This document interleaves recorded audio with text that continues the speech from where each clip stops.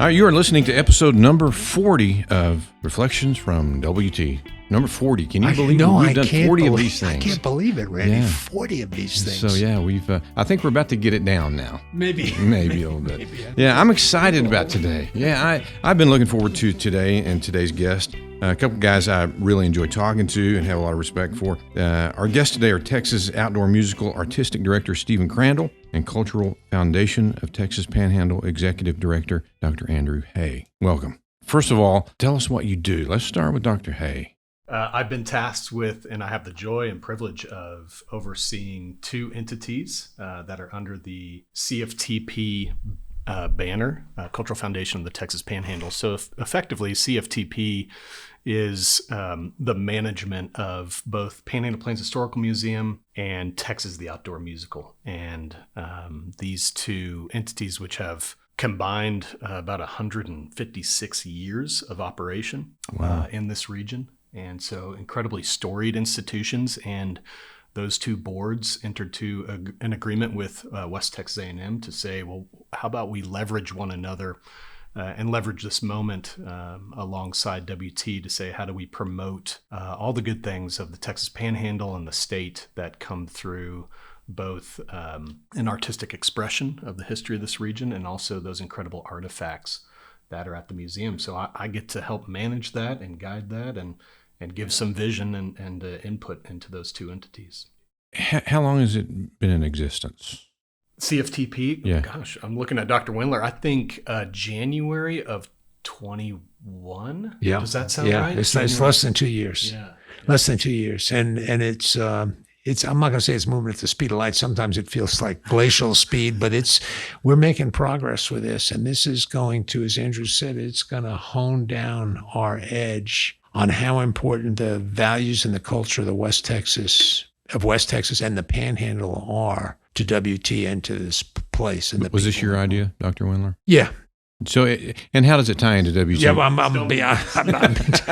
well, it was. I mean, it came. How does it tie into WT 125? Well, it ties in because what I want to see our university do is without apology be a regional serving university, and I don't want that to be read as, well, we don't have a strong intellect here, we don't have good artistic talent here, we don't have inquisitive people here.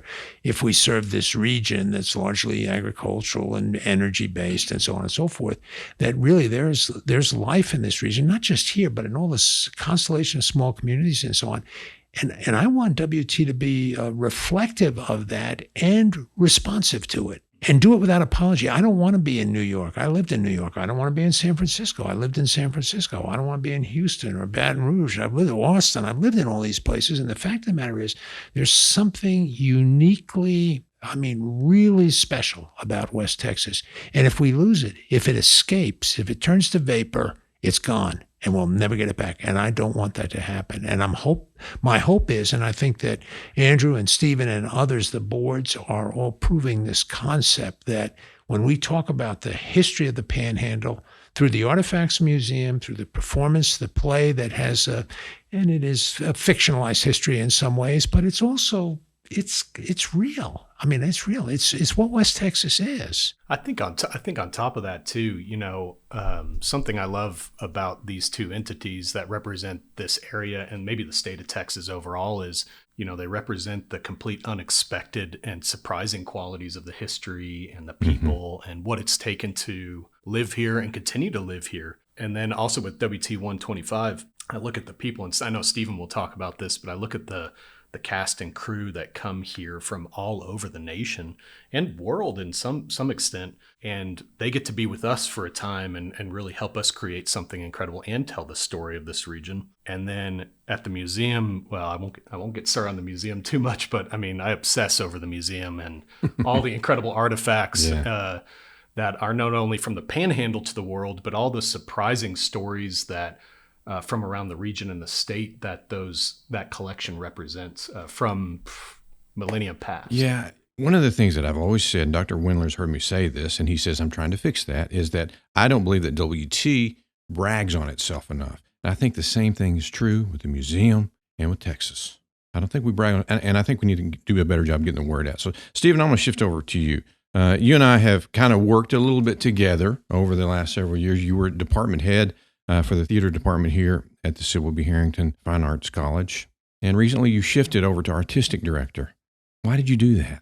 We miss you around here. He's asking himself the same exact very question some days. Why did I do this? That's a great question. I had been sort of finishing up 6 years as a department head. And wow, I didn't realize it was that long. Yeah, 6 years. So, 2-3 year terms, and is really how I viewed it. And, it's a difficult job. I certainly enjoyed it, and I certainly feel proud of the work that I was able to accomplish in the position. But this opportunity sort of snuck up on me, really, as an artist, as a theater artist, and as a director and an actor, and the opportunity to potentially transition or shift into something that was more artistically focused, more, just a little bit more of me, I think, and all that I can offer. It really became this surprising fit. My history with the show, I think, had a lot to do with that, having performed in it, for 3 summers over 20 years ago. So, all of these factors kind of played into the moment where Andrew and I had a serious conversation about, is this something you think you would want to do? And is there a way for us to talk with administration and see if we can make it work? It just started to feel right. And so I jumped at the opportunity to sort of pivot. Well, let me ask you this. How have you changed it? The show? The show. It's a great question. I think first and foremost, and this is something that Andrew was really keen on motivating when I started considering directing the production, which in and of itself is a pretty big task. The thing that we wanted to focus on, and I think this ties back into even WT 125, was how can we allow the story to really be the central element, that this play, this is intending to fictionalize a historical period in this region, and the struggles and the hardships and the sacrifices that people made to try to tame the land, if you will. And so that's really what my focus was. And so I started in January really digging into the previous script, as well as, multiple scripts from the past 55 years, and started to just piece together what felt like a cohesive and important and engaging story. And of course, I was using a lot of my own experience as a director, trying to really ensure that the story is you can follow it, you can understand it, you're given the information you need to invest in it, and that's really what I've done. I think not to say that the previous iteration of the play or scripts have not done that, but I really felt compelled to focus the story as best as I could on those characters that really did sort of drive the heart of the play, which is, the cattlemen, the ranchers and their struggles, and the farmers, the homesteaders and their struggles, and where those two things intersected and how they influenced each other. And then you wrap all of that up in a nice, lovely, romantic story. Yeah. And then you add some song and some dance. Singing and dancing. Yeah, exactly. So it's an interesting form, this play. And how long did it been around? It was the 60s, wasn't it? Yeah, 66. It was the first season, and it's performed every summer except for 2020 during COVID. And so this is our 56th season. Let me just tag on to the story. Royal Brantley, who was involved for so many years here and is a legend in really locally in theater and drama and all those things. I was given as a birthday present last year a copy of the original program from one of many, obviously, but somebody had held it onto it, and somebody bought it on online somewhere, eBay or something. I don't know where, but anyway, they got it. I was looking at it, and lo and behold, I see a picture of about a 10-year-old Royal Brantley. This does, and Stephen's characterization of this is so good.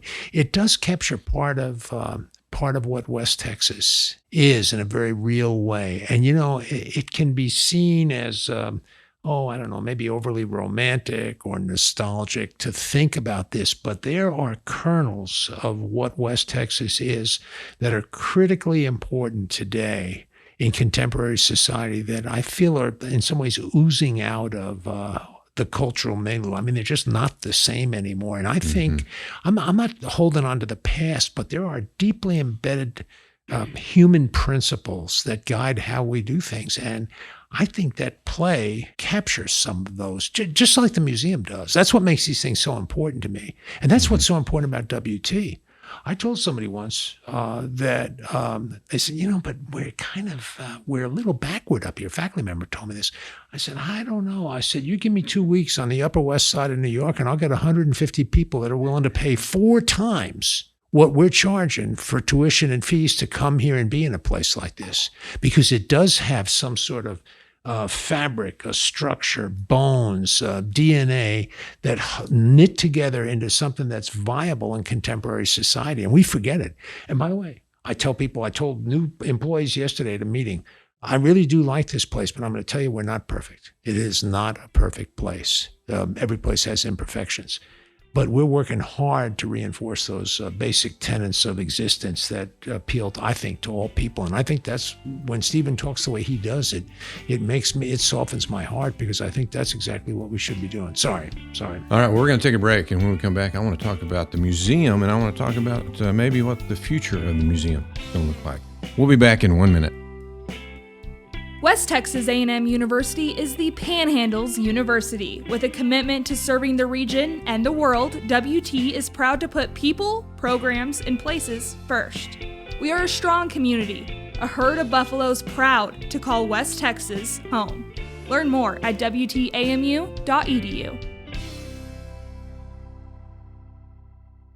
Welcome back to Reflections from WT. This is episode number 40. I'm talking to Stephen Crandall, who is the musical artistic director at Texas, and Dr. Andrew Hay, who is the executive director of the Texas Panhandle Cultural Foundation.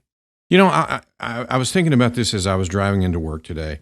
When I was young, growing up in Pampa, Texas, every summer we would make the trip to Canyon, Texas, and we would stop at the museum, and we'd spend half the day at the museum. Then we'd go down the canyon.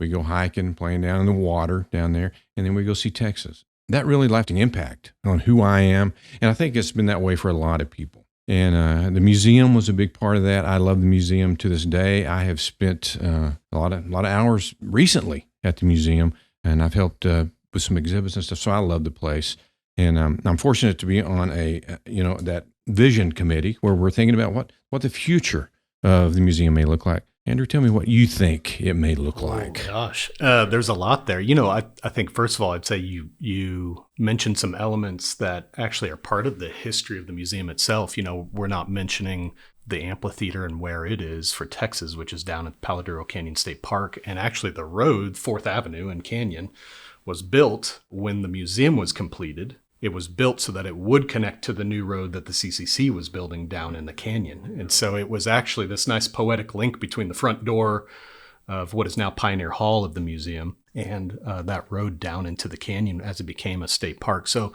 I love that, all of a sudden there's this full circle moment for the elements we're talking about. We're talking about Texas having the privilege of being down at the state park, performing at the amphitheater, and then the road that leads all the way up to Panhandle Plains Historical Museum. And the future of that museum, it is an absolute treasure trove. Like you mentioned, this is where WT gets to brag on itself and say one of its front doorsteps, I think, as Dr. Wendler has called it, is this wonderful museum with an incredible past. It was the first museum on a university campus in the state of Texas. It was the first university museum south of what was then the Mason-Dixon line, if you want to call it that. So it really has this pedigree, and I get to work alongside not only talented people like Stephen, but also talented people at the museum who really believe in the vision and what it could be. It is a museum that has a collection that, I really kid you not, I get to access it daily if I wish, and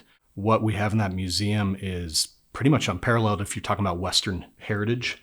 If you're talking about native peoples, the earliest peoples of this region and the story there, and fossil record here, the geology record here, what it took for pioneers to come across here and try to settle this region. And then it has incredible contemporary collection in the archives of the museum. A lot of people don't know that the museum, Panhandle Plains Historical Museum, top floor, you have a research and archive center that is probably a 500-mile radius. It is the archive. The oral and textual history of this entire region is found right in that building.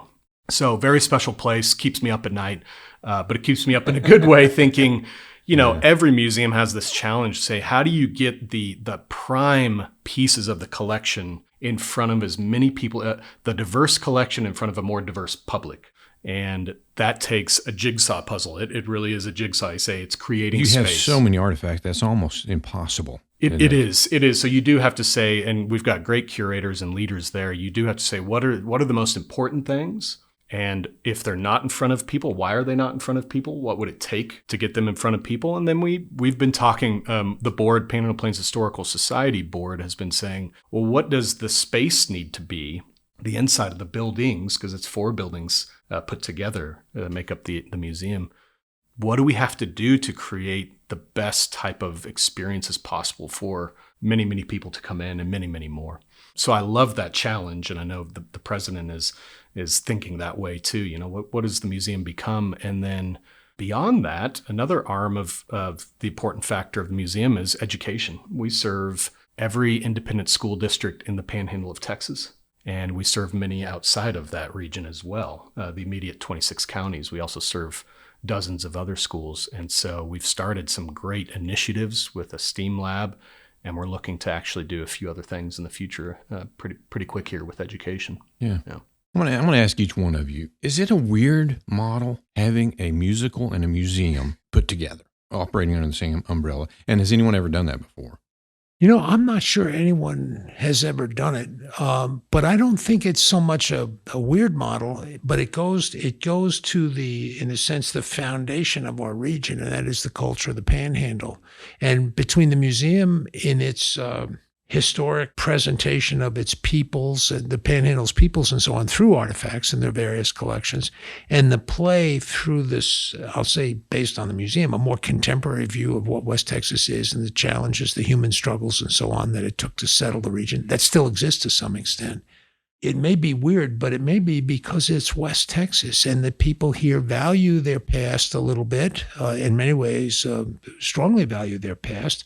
And what Stephen is doing with the musical, I don't want to say contemporize it, but to make it more responsive and a little different than it used to be. Not that it was bad before. It's just that the audience has changed and so on.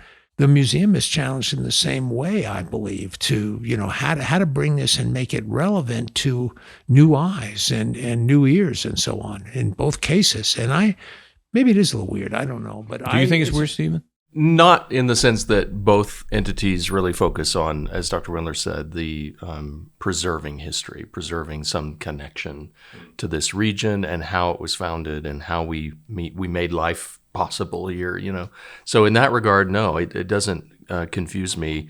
It seems like a natural partnership because they're both historic and they're both creative. Yeah. So I think in some ways it makes sense. So genius idea you came up with. Maybe more people should follow that model. Don't tell me that. I won't be able to get my head through the studio door. No, it's fun. And by the way, there were naysayers in the beginning. A lot of people were concerned about it. That they each would lose their identity, that all these things would happen. Mm-hmm. But my contention has always been, the stronger we make the West Texas identity what it is, the more distinctive the region becomes. And it's already distinctive. But to pronounce that loudly, you say, brag on it, I think is very important. And it will be attractive to people from all over the place, not just West Texans, although half of our students right now are essentially West Texans. All right, gentlemen. With every episode, I throw a curveball. I'm going to ask each one of you, this may be a tough question. I teach a class in the summer, and I teach a class every semester. One of my assignments is I ask my students to write an essay on their favorite book.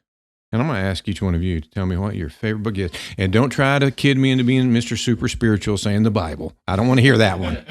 So tell me about a book that really influenced you that you would say, that's my favorite book. That's a tough question.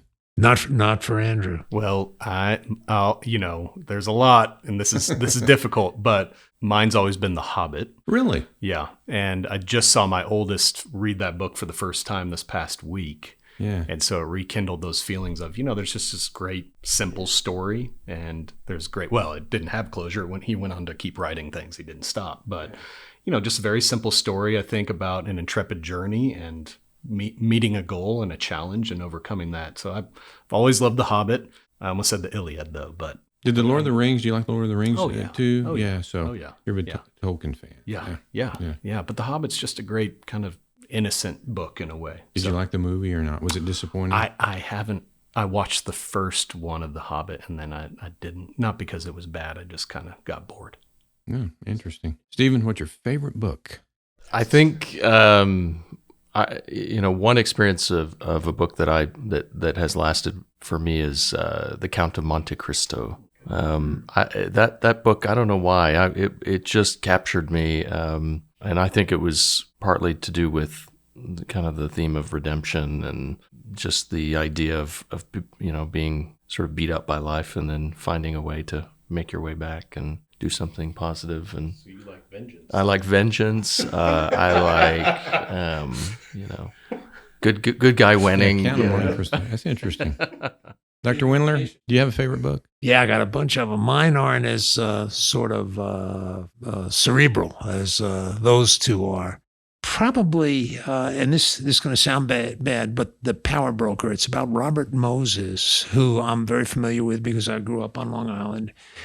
He invented, for all practical purposes, contemporary toll roads, the interstate highway system. Started all on Long Island with Northern State Parkway, Southern State Parkway that led into Manhattan and allowed this 118-mile fissure of land feed industry and commerce in the boroughs, in the 5 boroughs every day, coupled with the railroads. He wanted to put the railroads out of business. He created bridges and all that sort of stuff. And he and Al Gore and Dwight Eisenhower, actually, and Al Gore Sr., not the young Al Gore, but his dad, the senator from Tennessee, basically created the interstate highway system. So it was all about transit and cars, plus Jones Beach, which I always liked, and Fire Island I used to go over across the Robert Moses Causeway to go there, but it was really just an interesting example of somebody working through challenges and difficulties. And the most interesting part of it was he never had a driver's license. He never had a driver's license.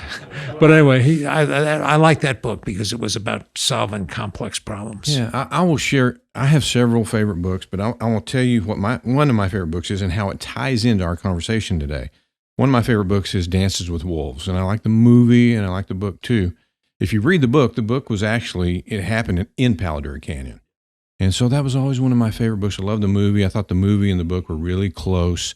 And I got to meet the author because the Panhandle Plains Museum brought him in. And so that was a special moment. I got to spend a little time talking to him about it.